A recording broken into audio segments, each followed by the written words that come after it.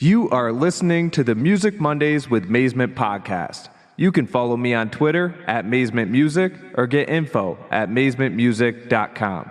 You can find episodes of this podcast on Apple Podcasts, Spotify, YouTube, or go to musicmondays.co. In this episode, I'm going to get into the latest news. I'm going to tell you a few big things I have in the works, as well as introducing you to an all-new artist on call with Ellis, Meek. Stay tuned. Here it is.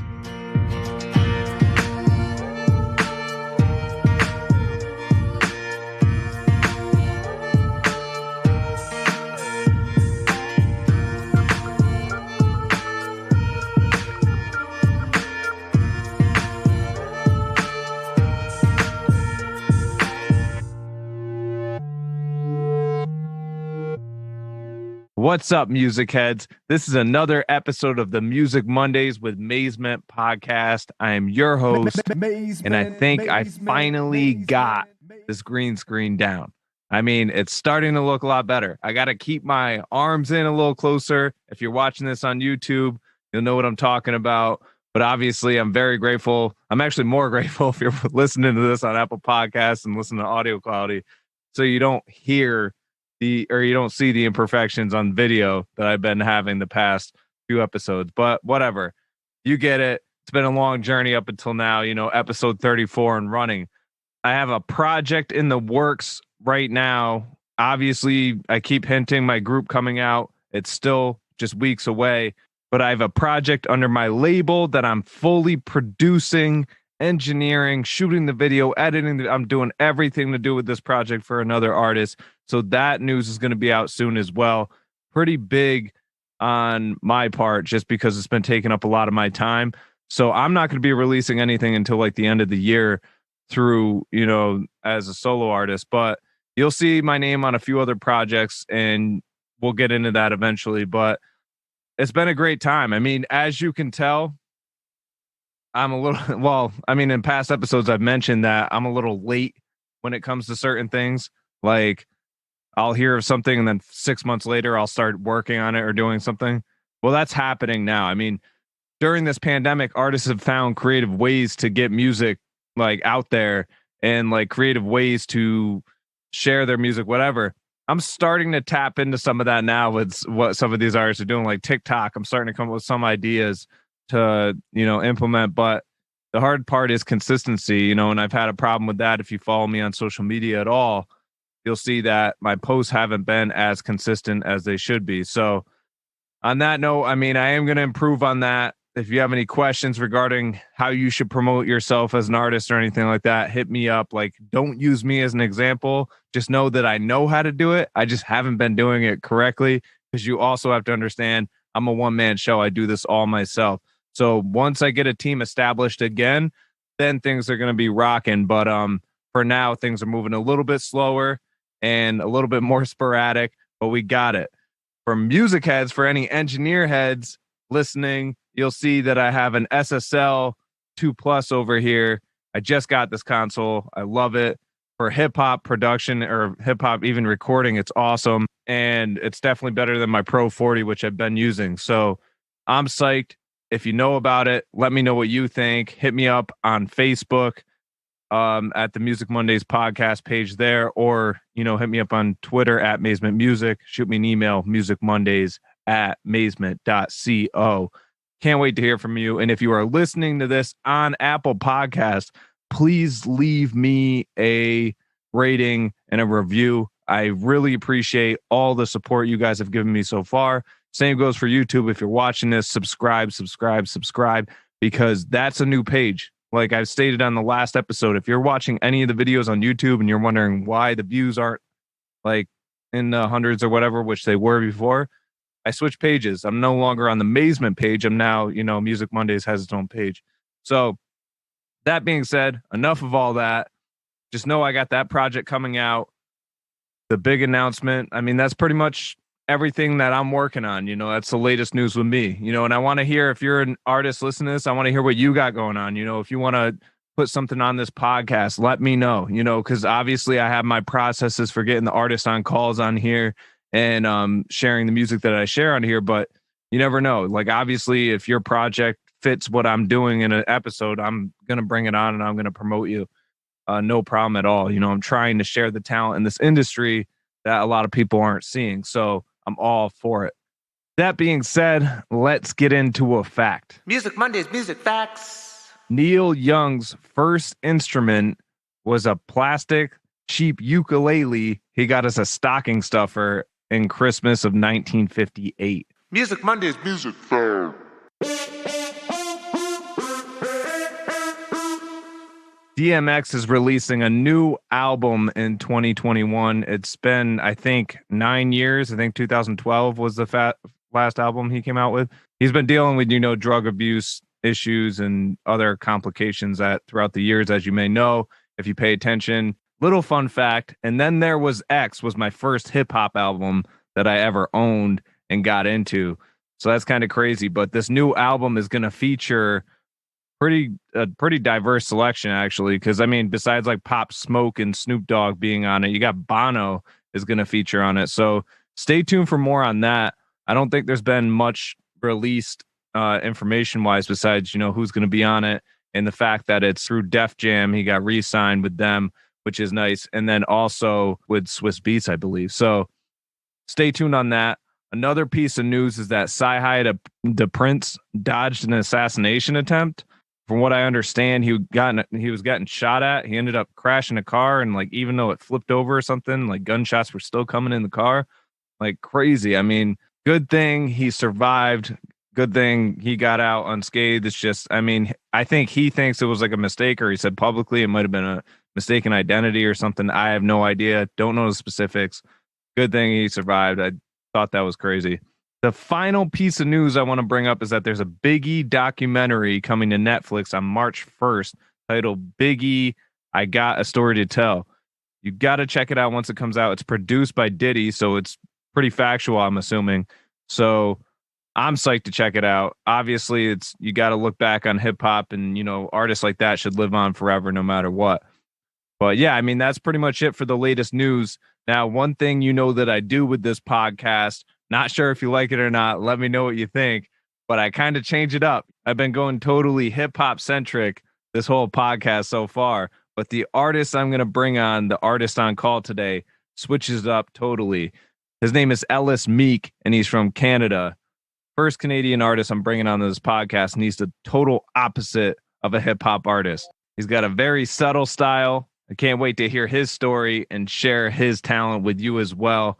And then we're going to get right back in to close out the episode. But here it is, an all-new Artist on Call. Artist on Call. Artist on Call. What's going on, Ellis Meek? Not too much, man. I'm so glad to be here at Music Mondays and stoked to chat with you. Well, I appreciate you coming on, man. And I've heard, hear bits and pieces of your music here and there. And, you're definitely different than what I'm used to dealing with, which is what interested me the most, but also your musicality behind what you do. I'm very interested to hear about it. So tell me a little bit about Hamilton, Ontario, where you're from. Yeah, so I live in Hamilton. I've actually only been in Hamilton for about 2 years, but one of the things that drew me here is, there's a pretty vibrant music scene on a normal year.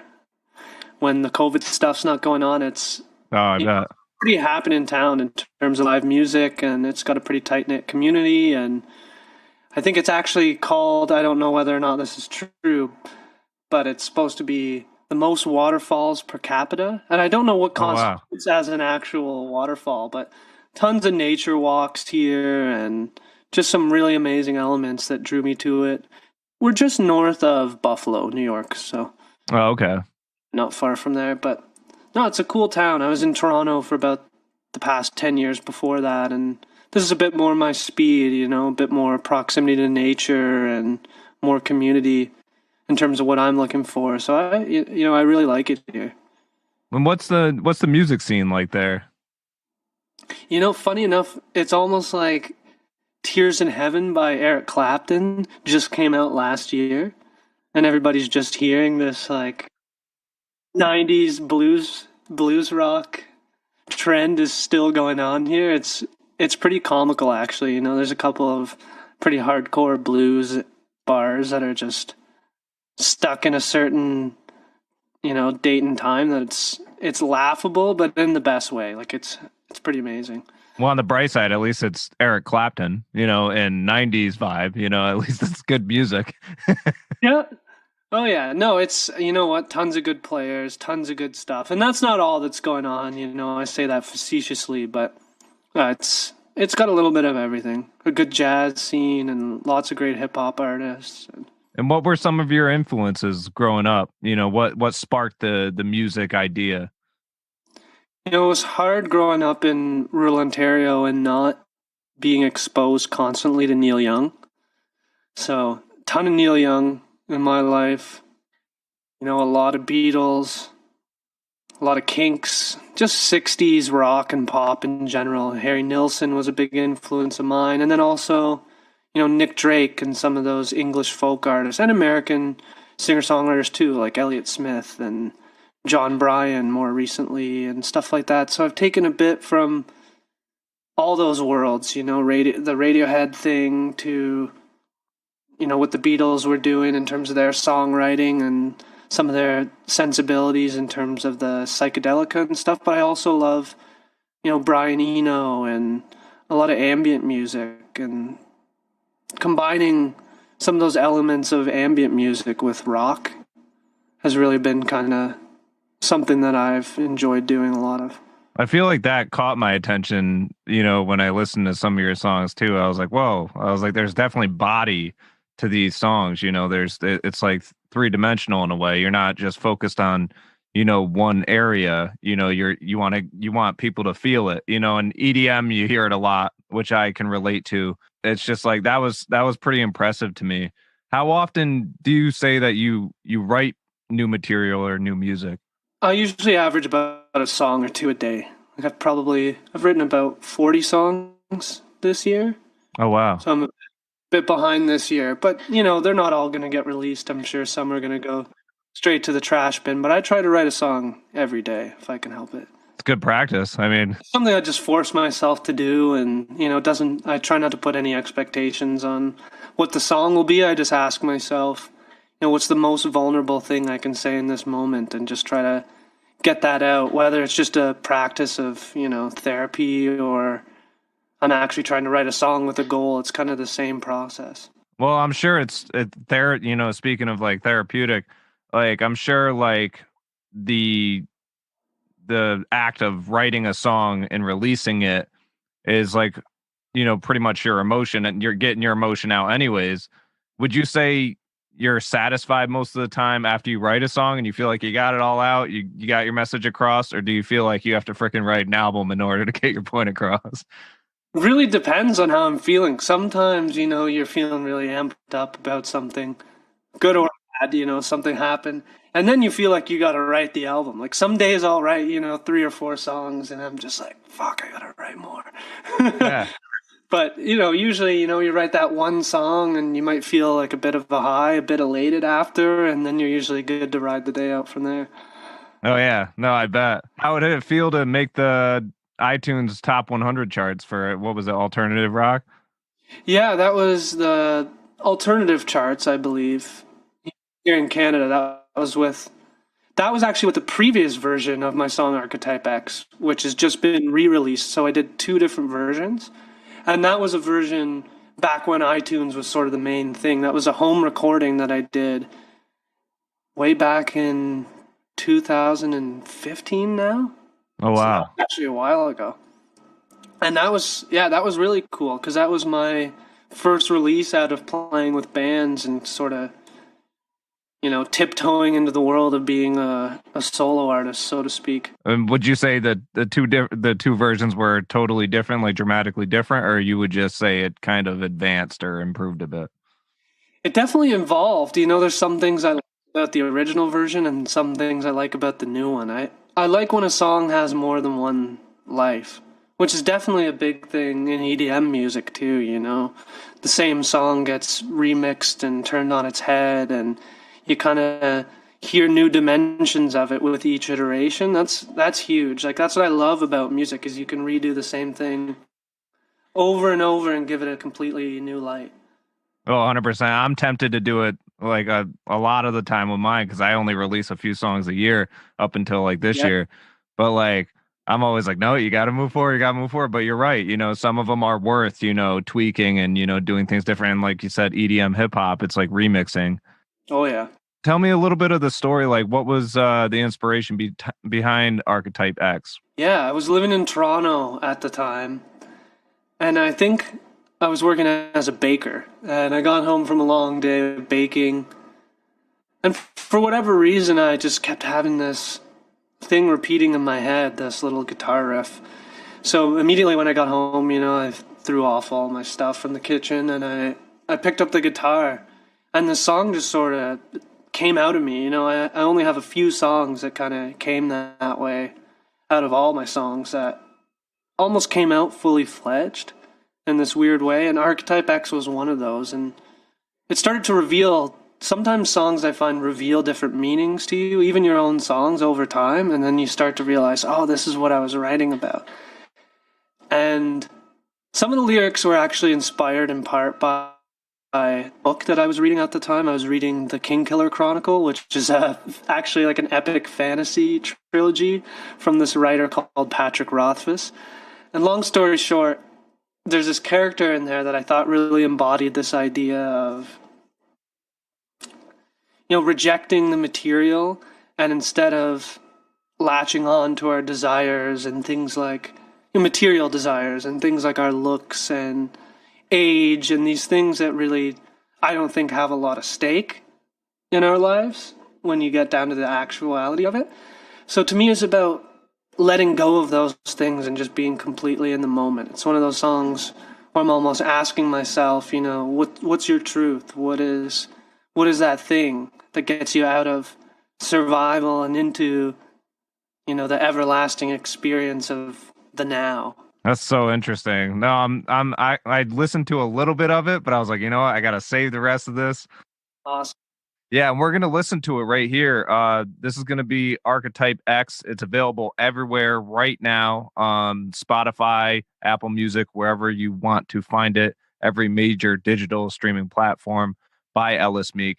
We're going to get right into it. We're going to listen to it all the way through, and then we're going to get right back to it with Ellis Meek.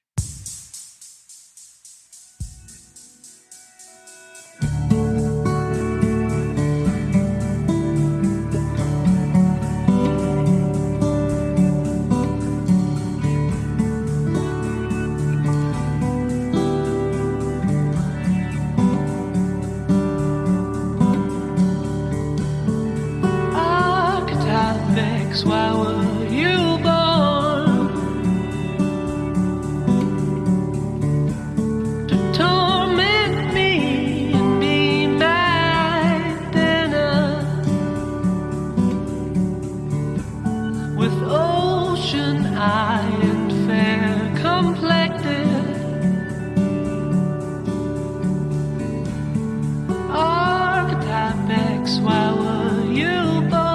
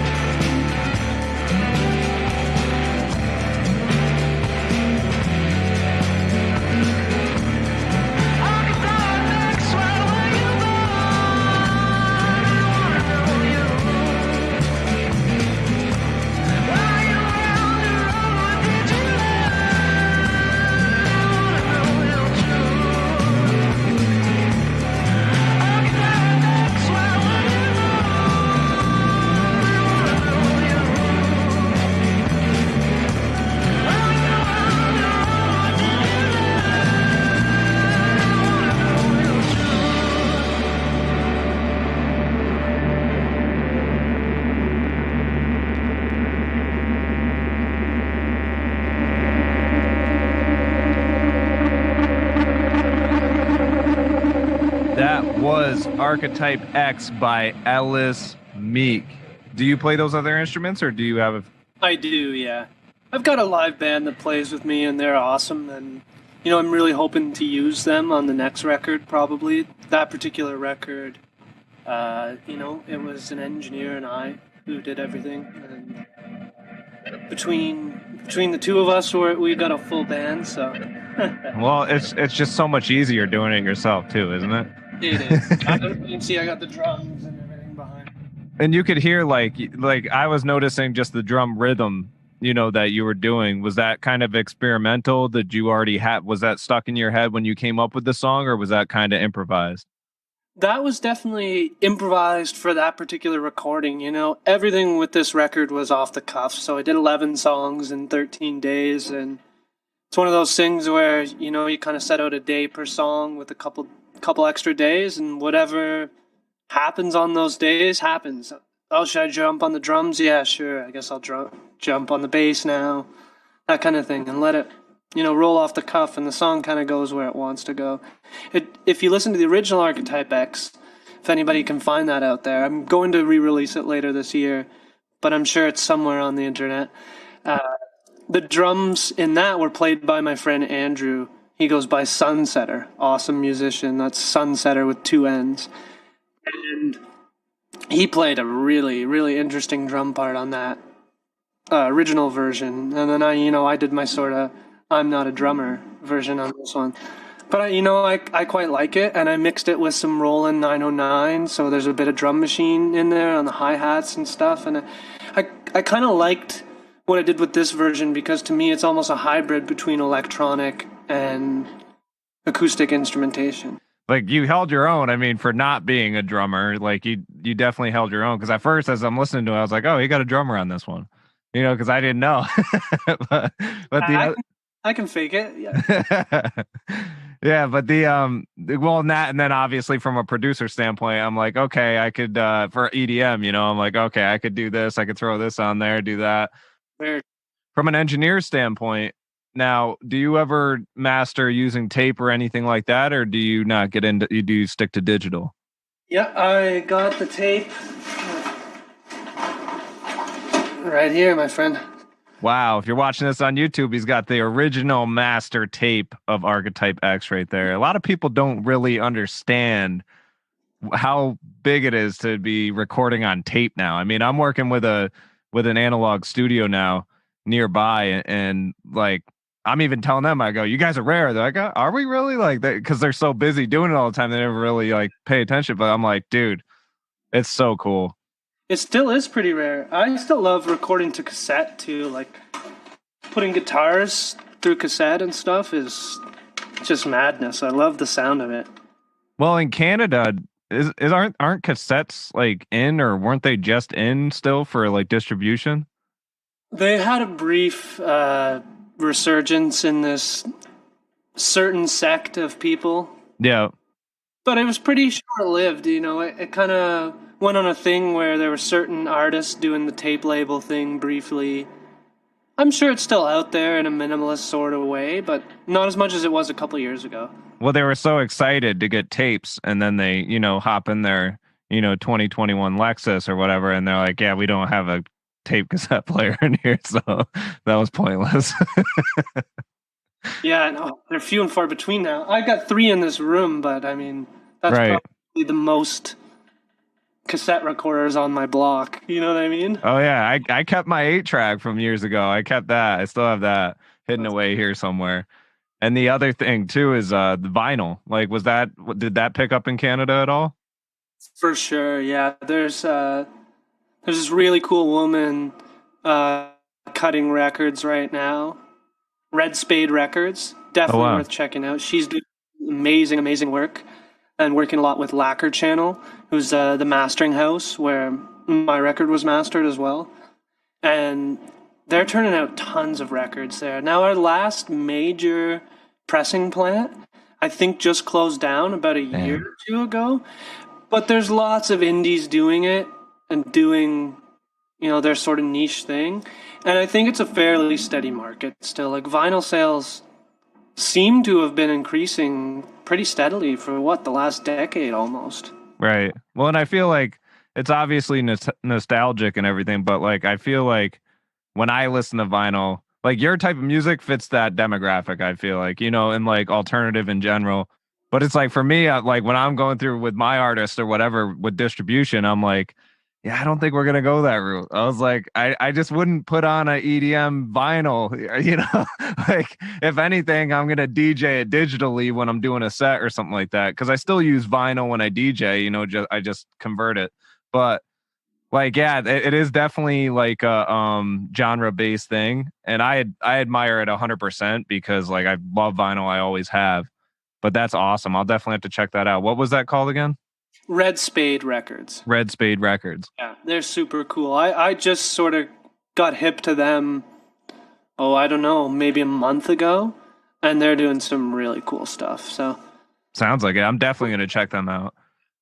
How involved do you get with your marketing? Is that something you kind of pass off into somebody else, or is that something you do totally yourself?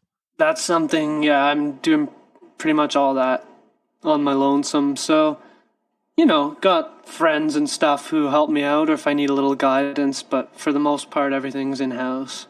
Well, it's definitely a mission too, isn't it? Like marketing music nowadays. Like, compared to, I'm sure you're marketing it in the US as well. And it's so crazy. It's an oversaturated market. So it's like, how the heck am I going to do this any different? For sure. Yeah. Oh, in some ways it's, not worth being comparative. I think there is room for all of us. We've all got our own little unique stamp.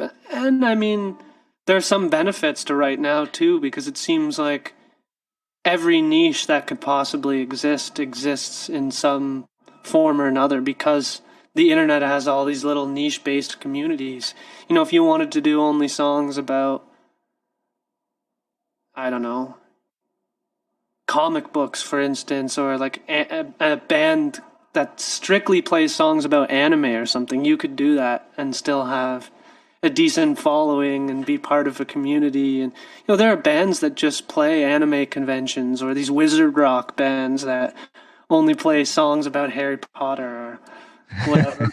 Like, these things are out there, so it's kind of cool. It's a playground for sure. That is crazy. And I think it also is like, it goes into like doing something different than what other people are doing too, marketing wise, which I noticed for you, like one thing I like that you did was, I don't know if it was your idea or somebody, brought it up, but like the Night Moon episode video of driving on the highway, and you played the whole EP of Night Moon all the way through. I came across that.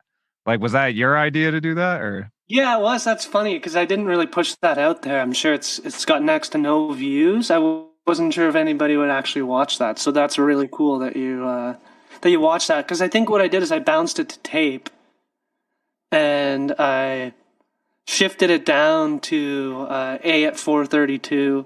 I was just having some fun with it. And I thought, I'm going to put this. I filmed the video on the way to my friend's studio to work on a project of his. And I thought this would go great with the EP. So why don't I just stick this together and put it on YouTube? We'll see if anybody watches it. Well, and I think it should be getting more traction than if it's not getting any. I'm surprised it's not, because the immediate thing I thought of was, I was like, wow, this is like such a simple idea, but like no one, I mean, obviously other people might have done it, but nobody that I saw, just driving, like playing the freaking EP and just hitting the highway, with a camera on the dashboard. Like, that's so cool. And it fits. The reason why I like it so much is it fits the vibe of that EP so perfectly. Like, as I was listening, I was like, I was like, I got to keep listening. I was like, I'm not like, if I stop it now, I'm not going to, like, is something going to run out in the road? Like, what's going to happen? Like, I want to see, like. Yeah, no, mission accomplished. I'm so glad you brought that up. That's funny. That's the first time anybody's ever mentioned that. Well, and I think like marketing wise, like that, I think ideas like that would be awesome. If you could figure out a way to do more of those, like, because from an outsider's perspective, I mean, obviously becoming a fan now, as soon as I saw that, I'm like, yeah, that's awesome. It definitely appealed to me.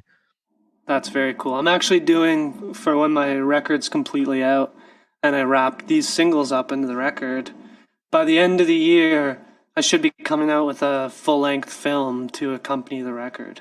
Sort of a la that style. It's just going to be a series of not mini videos. It's all going to flow like one video, but with the entire record as the backdrop. No dialogue or anything. Oh, that's cool. And did you come up with the animated video of Archetype X, or was that somebody else? So that's actually from the work of Art Clokey. Okay. So it's a student film he did before creating Gumby. Oh, wow. From the 50s, and it's in the public domain, and then I spliced it all together to go with the song in a way that I thought really fit it. And I just thought it had a similar mood.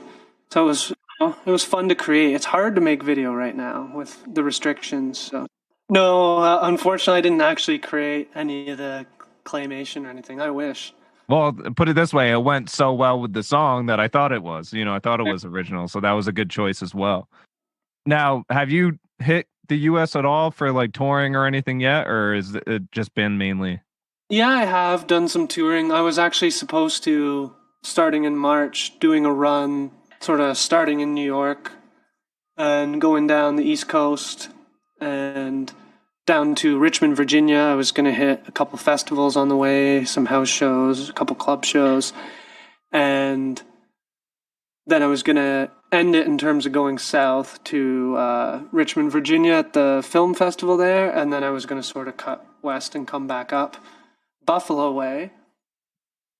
But the border got closed in March. I sent all my merch down to New York City. Damn. And, I didn't want to bring it over the border or anything like that. That's not alert the IRS Right. to this podcast. But, so I was going to go down there and do that. And I shipped all my merch down there. And because New York City, I'm sure the crime rate got a bit insane there for a while. Still. Yeah. And all my merch got stolen from a storage locker down there. So I got everything taken.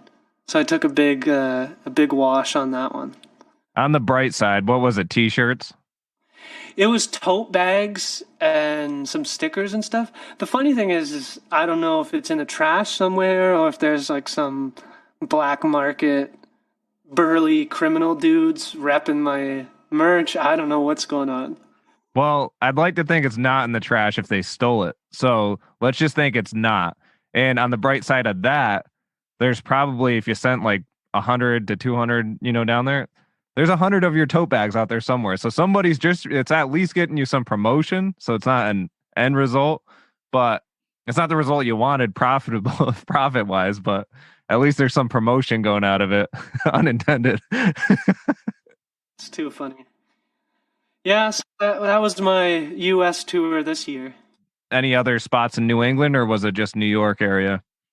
We were doing, I'd have to bring up the itinerary, but we had shows sort of all along the way. Nice. So I used Artery, which is an awesome Toronto, Brooklyn founded company that basically connects artists to people who want to have house shows. Oh, that's cool. It's almost this database where, you're going to be in a city on a certain day. Chances are you can find somebody to put you up and have an awesome, intimate musical experience sort of in their house or warehouse or their garage or their store, their rooftop. That's a really good idea. It's really cool. So in lieu of being able to find a promoter or something last minute, it's one of the best resources. That's a really good idea. Artery. What are your plans now for obviously 2021, we're still kind of, limited on what we can do. What are your plans looking forward, to the end of the year? I don't, because things are still up in the air in terms of touring. I'm not sure how many live shows I'll be playing this year. That's really all still up in the air. But I'm definitely going to be releasing another 6 or 7 songs by the end of the year. And just keeping that stuff coming out, music, videos. I got a whole bunch sort of on the back burner right now, ready to come out, and gonna keep making music as much as possible. It's all we can do, I mean, on the bright side, at least we have music. Like I tell everybody, at least we have it as a weapon. When this stuff gets stressful, at least we can rely on what we're writing. That's it, right? Yeah. Oh, it's been, a lifesaver for not only me, but I'm sure so many other people. So Oh yeah. No, and I'm sure you have like a community of musicians up there you work with every now and then, right? for sure, yeah. Obviously, I don't know what the restrictions are like in Connecticut, but they're pretty strict here right now. So We got to wear a mask and stuff, and like you got to stay social distant. But I mean, there's definitely people that abuse it. I mean, I'm a germ freak even pre-COVID, so I'm like, yeah, a mask. I was wearing that already. So this is yeah, cake. Like anybody that comes to record here at the studio is masked up, unless it's like somebody I know that just got a test. It's probably the same or similar up there too, right? yeah. Well, we've had our red lockdown period, which we were in up until 2 days ago, I think. You're not even allowed to, unless you live alone, you have to have a really small bubble. So you can't really go to other people's households or anything unless you live alone. Then you can have a bubble up to, I forget how many people outside of your household. But it's pretty strict, No groups outdoors of more than 5 people. Well, you're lucky because I mean, Canada, I mean, from my perspective and from like, my community has never really had a bad name. Like I never hear anything bad about Canada, but like US is just getting over, a big controversial moment in history, and there's still people that are like rebellious against COVID. So it's like, so it's like, yeah, yours makes sense. Like Canada's makes sense, like don't have gathering. If there's a Super Bowl, if there's, obviously hockey or something, like don't go to each other's house, like go on Zoom, go on FaceTime, something like that. Like Americans are like, oh no, it's the Super Bowl. We gotta go. Like we gotta all hang out, and there it goes, another spike. Yeah, there's a lot of that. I mean, even City Hall here, there's constantly anti-maskers Yeah. protesting and, many conspiracy theorists. Like, I think as much as a third or more of the population here thinks it's a conspiracy. So, Yeah, unfortunately, I think it's happening everywhere. But I mean, when it all comes down to it, I think things are starting to get better, at least here. I mean, I feel a different vibe. I don't know, specifically what areas are thriving or whatever, but I think 2021 should hopefully, fingers crossed, be the end of it here, and then we could start seeing some moves happen in music in 2022. I mean, because look at it. I mean, I'm sure you saw it as well this year. Like a lot of musicians were coming up with some creative ways to get their music out there, oh yeah, some really cool stuff. and it was pretty inspirational. Now, is there any like, before I let you go, is there any musician out there that like you didn't mention that like people might be surprised that you're into? You know who I've been thinking a lot about lately? This is kind of funny. I mean, it's an older one, but I have the utmost respect for Outkast because I think Outkast's influence can be heard on almost all music of the last 20 years, and I honestly liken them to the modern Beatles or something with the influence that they've had on the sound of pop music, the records they broke on radio and the charts. They were beating Beatles records at one point with the stuff off Speakerbox and The Love Below, and I think was it Roses and Hey Ya or I Like the Way You Move. Those songs were 8 weeks back to back #1, and I think that broke A Hard Day's Night and 8 Days a Week or something like that. It broke those records. So they're amazing, and I also liken them to Funkadelic. Like there's something about what they do that's so similar to all that George Clinton Parliament and Funkadelic stuff. It's just mind-blowingly experimental, but still somehow commercial and concise and accessible. So they're probably a weird one. If you listen to my music, you might not immediately think I love Outkast, but yeah, I love Outkast. I would have never guessed that, but it's funny you say that because they are entirely like they're totally underrated. And because a lot of people don't pay attention to Outkast's production. They pay attention to like obviously like Andre 3000 is an inspiration of mine. And so like a lot of people hear his raps or Big Boy's raps and they're like, "Oh, okay, that's Outkast." But it's like no, they actually came up with a lot of the music behind. I mean, songs like Hey Ya, Miss Jackson, they're like timeless songs. Like you can listen to them 20 years from now and they're still going to be as good as they were when they came out. And that's art right there. That's what we all want to do, is come out with songs that can do that. So that's 100%. That's awesome. I would have never guessed that. Yeah, they're the one that comes to mind. Yeah, those songs are masterpieces. That one song, Prototype, Oh yeah, yeah. oh, unreal. And oh, yeah, it's just all so good. Doesn't You, it doesn't it suck that like they're not doing it anymore? Like, that does. It's unfortunate, really. because But I wish like, and I don't blame them in a way. I mean, they've had their success. They want to leave on a high, or I mean, Andre's still coming out with some stuff. I think Big Boy comes out with some solo stuff too. yeah, So who knows? Maybe they'll do more of Outcast in the future. Who knows? I shouldn't say that, but like I always hear stuff like that. Like stuff when I was growing up, like even like Smashing Pumpkins of the '90s and stuff. Like he's still coming out with stuff, but I'm like, oh, it should be like full fledged. Like we got to get that vibe coming back and like this music from back then. But obviously it's evolving and it's getting better in some ways, anyways.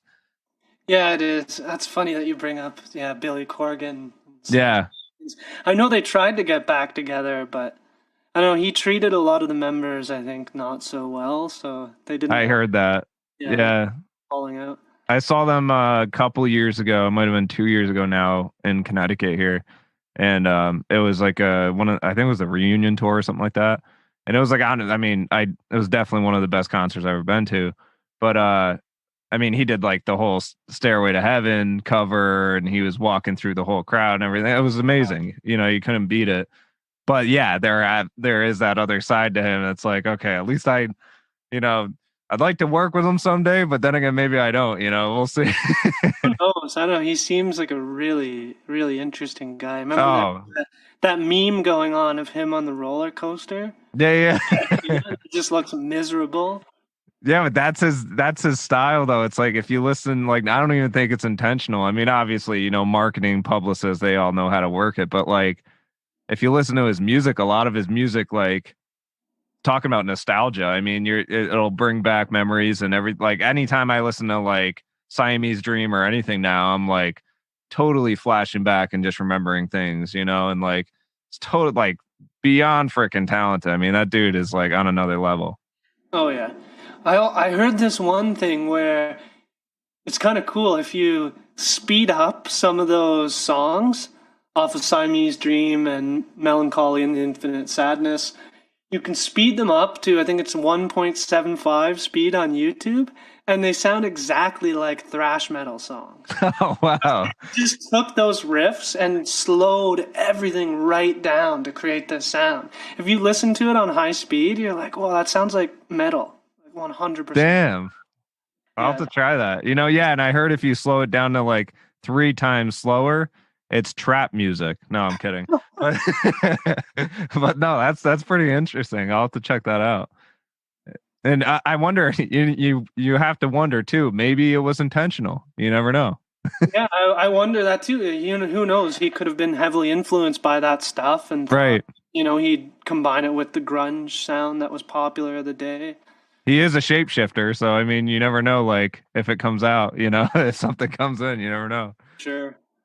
But man, I appreciate you coming on. If you guys are looking for Ellis Meek, you can find him at ellismeek.com. Go check him out on Spotify, Apple Music, all major digital streaming platforms. You can find Archetype X and others on there as well. Check out The Night Moon. Check it out on YouTube. I know some of you are watching this on YouTube. Some of you are listening on Apple or wherever you listen to this podcast. But you could also go and find him on Instagram, YouTube, and ellismeek.bandcamp.com.